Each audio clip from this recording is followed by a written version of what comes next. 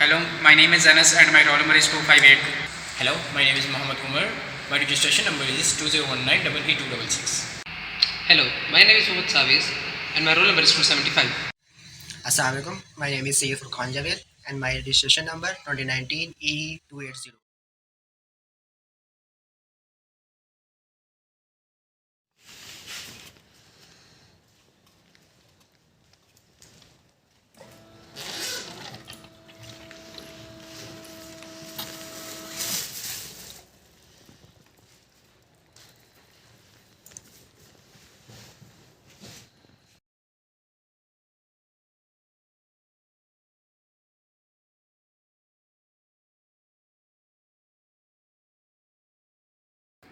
यहाँ हमारे पास automatic water dispenser है जिसके अंदर हमने IR सेंसर यूज़ किया है, 16x2 की LCD यूज़ की है और हमारे पास यहाँ वाटर लेवल इंडिकेटर है। यहाँ हमारे पास नीचे नोज़ल है जिसके थ्रू हमारे ग्लास में पानी आएगा। और अगर हम अंदर से इसकी सर्किटरी देखें तो हमारे पास एक MCU है जो कि हमारे पास STM32F407 है और यहाँ हमारे पास सिंगल चैनल रिले है जो हमारी मोटर को ऑपरेट करवाएगी बाय यूजिंग दिस बैटरीज़। यहाँ हमने बैटरीज ये इसलिए यूज़ की हैं ताकि हम अपनी मोटर को पावर दे सकें और जो हमारी ये वायर जा रही है इससे हम अपने नोड MCU को पावर देंगे। ये हमने 10K का पोटेंशियोमीटर यूज़ किया ताकि हम अपने LCD के कंट्रास्ट को चेंज कर सकें।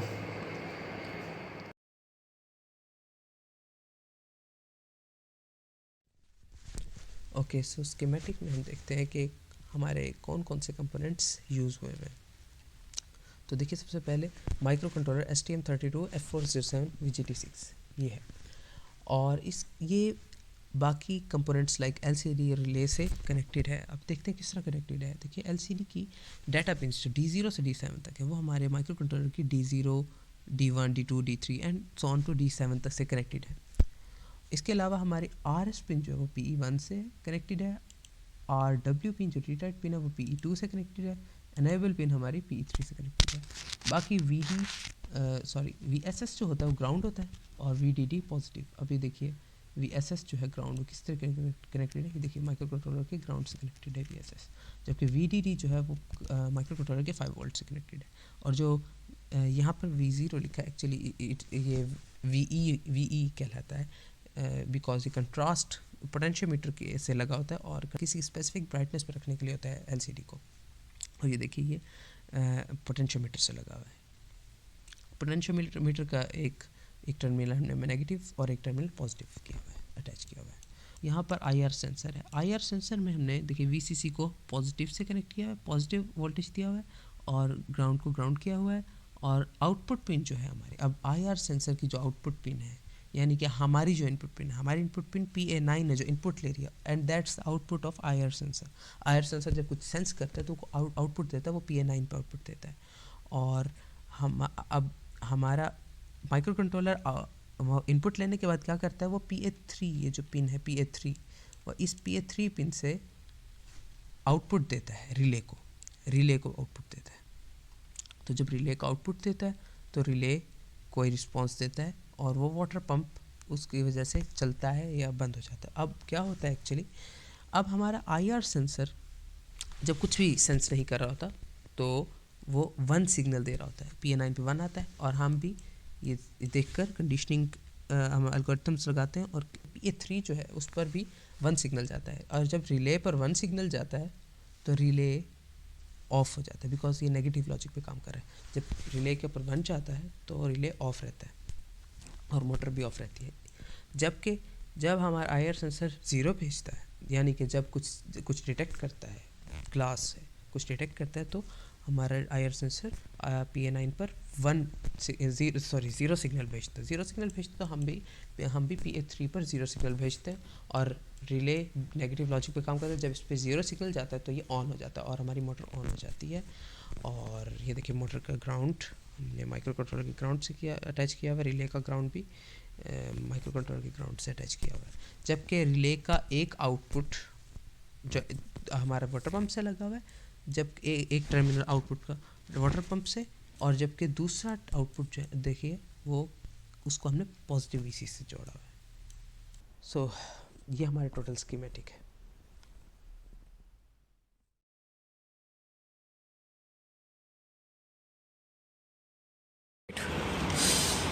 अच्छा, तो अब हम आपको इसका प्रैक्टिकल करके दिखाते हैं। इसके अंदर से जैसे ही मैं ग्लास अंदर रखूँगा तो मेरा IR सेंसर ग्लास को सेंस करेगा और मेरे MCU को सिग्नल दे देगा। मेरा MCU आगे जाके पंप को ऑन करवा देगा, और जैसे ही मैं ग्लास को निकालूंगा तो मेरा दोबारा IR सेंसर सेंस करेगा कि ग्लास वहाँ है या नहीं। ना होने की सूरत में वो दोबारा MCU को सिग्नल देगा और मेरा MCU मोटर को ऑफ़ करवा देगा, और जो भी इधर चल रहा होगा सारा इधर LCD पे शो हो रहा होगा। ये देखें, जैसे ही मैंने ग्लास अंदर किया है तो LCD पे आ गया ग्लास डिटेक्टेड और पंप ऑन हो गया है। जैसे ही मैं ग्लास निकालता हूँ तो देखेंगे लिखा है नथिंग डिटेक्टेड और पंप ऑफ हो गया है।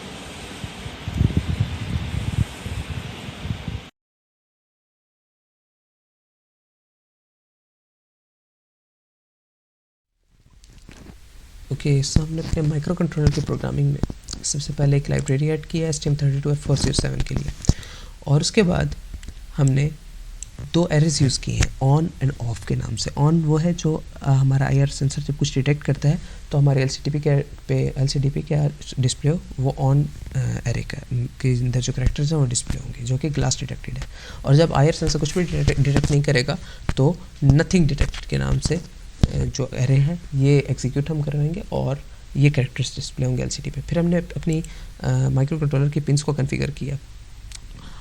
इसके बाद हमने डिले माइक्रोसेकंड का एक फंक्शन यूज़ किया है जो कि माइक्रोसेकंड्स में डिले देगा। अगर 1 हम माइक्रोसेकंड का डिले देंगे तो इसका आर्गुमेंट हमें 1 पास करना होगा। जो LCD की मैनुअल है उसके अंदर लिखा हुआ होगा कि RS पिन जो है जब वो 0 होती है तो इंस्ट्रक्शन रजिस्टर यूज़ होता है, और जब 1 होती है तो हमारा डाटा रजिस्टर यूज़ होता है। तो देखिए, जब हमने RS पिन को 0 किया, इंस्ट्रक्शन रजिस्टर यूज़ किया, RW को 0 किया यानी राइट ऑपरेशन यूज़ करें, अनेबल 1 यानी हम कन्फिगर कर सकते हैं। इसके बाद LCD को इनिशियलाइज़ किया। ये करना ज़रूरी इसलिए जिस तरह हमें पिंस को कॉन्फ़िगर करना होता है LCD को भी इनिशियलाइज़ करना होता है कि हम किस किस्म के LCD की सेटिंग्स रखना चाहते हैं। हम 8 बिट डाटा ट्रांसफ़र करना चाहते हैं, 4 बिट डाटा ट्रांसफ़र हम कर्सर को कहाँ रखना चाहते हैं, फर्स्ट लाइन पे, सेकंड लाइन पे, एंड सो ऑन।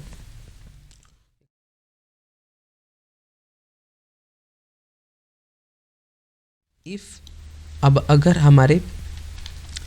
हमारी A9 पिन पर 1 आ रहा है, अगर 1 आ रहा है तो ये इस कोड को एग्जीक्यूट करे। वो क्या होगा कि हमारी पिन A3 पर भी 1 भेजे जो कि आगे रिले से कनेक्टेड है, तो रिले भी ऑफ होगा, मोटर भी ऑफ होगा, क्योंकि वो नेगेटिव लॉजिक पे काम करता है। IR sensor usually remain set, यानी कि 1 भेज उसका आउटपुट 1 होता है अगर उसने कुछ डिटेक्ट नहीं किया। राइट कमांड हमारी सेटिंग्स के लिए होता है, तो हमने क्लियर किया उसके थ्रू, और LCD राइट डाटा से हमने डिस्प्ले किए करेक्टर्स। तो ऑफ का जो एरे है उसमें क्या लिखा है, नथिंग डिटेक्टेड।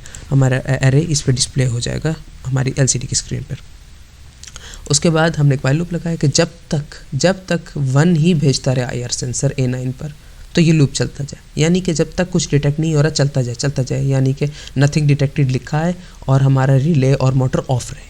जैसे ही A9 0 होगी यानी कि IR सेंसर कुछ डिटेक्ट करेगा, ये लूप ब्रेक कर जाएगा। और इसके बाद हमारा ये लूप देखेगा आगे कोई स्टेटमेंट है या नहीं। एल्स स्टेटमेंट एग्जीक्यूट अभी नहीं होगी बिकॉज इफ़ हो चुकी है, तो ये दोबारा इधर आएगा बिकॉज इफ फॉरएवर लूप है, इस कंडीशन को चेक करेगा। लेकिन अब देखिए अब 0 हो चुके हैं। A9 अगर 1 होगी अब तो रीसेट है तो वो एल्स के ऊपर मूव करेगी। एल्स मूव करेगी तो यहाँ पर A3 जो है ऑफ हो जाएगा, A3 पर 0 जाएगा। A3 पर 0 जाने का मतलब क्या है, रिले ऑन होगा और मोटर ऑन होगी, यानी कि कुछ डिटेक्ट हुआ तो मोटर ऑन हो गई और वाटर फिल होने लग गया।